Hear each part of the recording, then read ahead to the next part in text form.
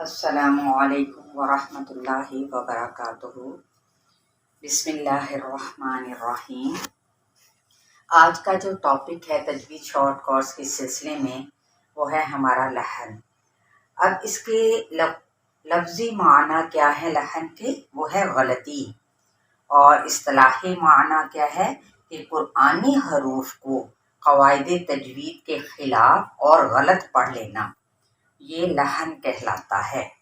اس کی دو اقسام ہیں، لحن جلی اور لحن خفی۔ ٹھیک ہے، یعنی لحن جلی کیا ہے؟ اب یہ دیکھیں کہ یہ بڑی ہی اور نمایاں غلطی کو لحن جلی کہا جاتا ہے۔ یعنی اگر مخارج، صفات لازمہ اور حرکات و سکنات میں غلطی ہو جائے تو یہ کیا کہلاتا ہے؟ لحن جلی کہلاتا ہے۔ جیسے اب یہ دیکھیں، اگر ایک آیت ہے سورہ الکوثر کی کہ فَصَلِّ لِرَبِّكَ وَانْحَرْ، اس کا کیا مطلب ہے؟ پڑھیے اپنے رب کے نام سے، یعنی کیا پڑھیے؟ نماز، اپنے رب کے لیے نماز پڑھیے اور قربانی کیجیے۔ لیکن اگر ہم وَانْحَرْ کی بجائے پڑھ لیں وَانْحَرْ، تو اس نعوذ باللہ معنی اس کا کیا بن جائے گا کہ اپنے رب کے لیے نماز پڑھیے اور اس کو ڈانٹیے، جو کہ اللہ کی شان میں گستاخی ہو گئی۔ مثلا ان اللہ علی کل شیء قدیر، لیکن اگر کوئی قوف کی بجائے کاف ادا کر دے، یعنی شیء قدیر کہہ دے، قدیر کی بجائے قدیر پڑھ دے، تو مطلب کیا ہو گیا کہ اللہ تعالی ہر چیز سے نعوذ باللہ قدرت رکھنے والا ہے۔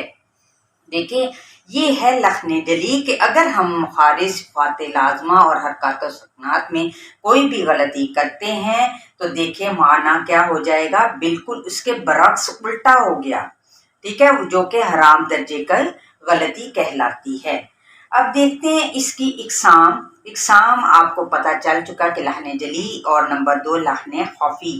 اب لحن جلی کے اندر مزید جو اس کے پوائنٹس ہیں وہ کیا ہے کہ نمبر 1، ایک حرف کو دوسرے حرف سے بدلنا، یعنی کیسے؟ مثلا الحمد کو الحمد پڑھ لینا، قولو کو قولو پڑھنا۔ اب یہ دیکھیں بالکل چینج ہو گیا نا، ہا کی جگہ پہ ہا پڑھ دینا اور قوف کی جگہ پہ کاف پڑھ دینا۔ تو یہ کیا ہوا کہ بالکل مخرج سے ہٹ کے ہم نے اس کو ادا کر دیا۔ جیسے یرفع کو یرفع پڑھ دیا یا یرفعو پڑھ دیا، یرفعو کو یعنی عین کے مخرج کو حمزہ میں بدل دیا۔ تو یہ کیا ہے؟ ایک حرف کو دوسرے حرف سے بدل دینا۔ اب اسی طرح دوسرا پوائنٹ ہے کہ حروف میں زیادتی کرنا، اس سے کیا مراد ہے؟ مثلا نعبد کو نعبدو، اکثر ہم لوگ کیا کرتے ہیں کہ اس میں زیادتی حرف کے اندر یہ کیا واو کی ہم نے خود سے اس کو ایڈ کر دیا، نعبدو پڑھ لیا۔ تو یہ بھی کیا ہے؟ حروف میں کسی حرف کو بڑھا دینا۔ اب اسی طرح سے ہے کہ حروف میں کمی کرنا، ٹھیک ہے، کمی کیسے؟ جیسے یہ دیکھیں، اگر ہم لوگ جہاں حروف مدہ ہوں لیکن آپ اسے سکپ کر دیں، جیسے نماز کے اندر یہ دیکھیں، یہ طریقہ درست تو نہیں ہے نا کہ ایاکا کی بجائے ہم کیا پڑھ لیں؟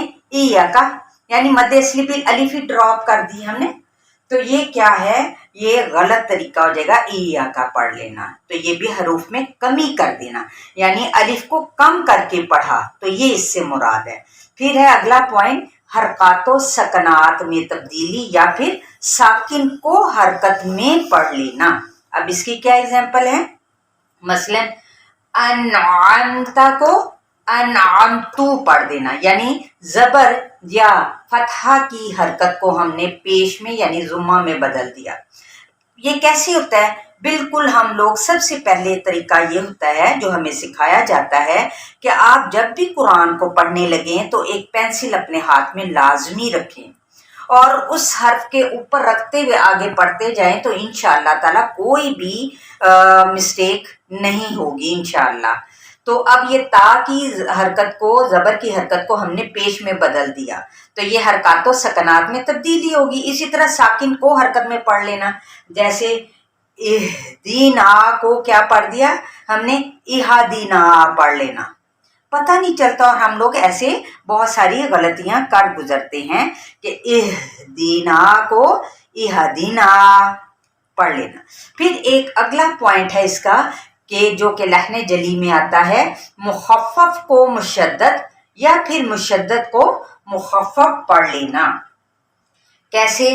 جیسے یہ دیکھیں ایک ایگزامپل ہے، مالکی کو مالکی، بڑی جلدی سے ہم لوگ مالکی کو کیا پڑھتے، مالکی لکی، وہ ہمیں محسوس نہیں ہوتا لیکن ادائیگی میں وہ تشدید شامل ہو جاتی ہے، تو یعنی مخفف کو ہم نے کیا مشدد بنا دیا، تشدید کے ساتھ پڑھ لیا۔ اسی طرح یہ دیکھیں مشدد کو مخفف کیسے ہو گیا کہ ایاکا کو ایاکا پڑھ لینا، یہ دیکھیں یہ تشدید ہے نا، ایاکا ایاکا کو کیا پڑھنا ہے، ایاکا ایاکا، یعنی تشدید ہی ختم کر دی اور اس کو ہلکا لے لیا اور ہم نے اس کو مخفف میں پڑھ لیا۔ ٹھیک ہے، اب ہم دیکھتے ہیں، دیکھیں کہ اس لحن جلی کا حکم کیا ہے، اس سے مراد کیا ہے۔ یہ حکم جون سا ہے وہ ہے کہ یہ حرام درجے کی غلطی ہے، اسے چھوٹا مت جانے، کیونکہ اس سے معنی بدل سکتا ہے اور یہ غلطی گناہ کبیرہ تک لے جا سکتی ہے، لہٰذا اس سے بچنا کیا ہے، لازم ہے۔ جیسا کہ میں نے آپ کو شروع میں ہی بتا دیا کہ ونحر کا مطلب ہے قربانی کیجیے، ونحر، اور جب کہ ونحر پڑھ دیں گے تو اس کا کیا مطلب ہے، ڈانٹیے اور اس کو ڈانٹیے، تو دیکھیں معنی غلط ہو گیا ہے۔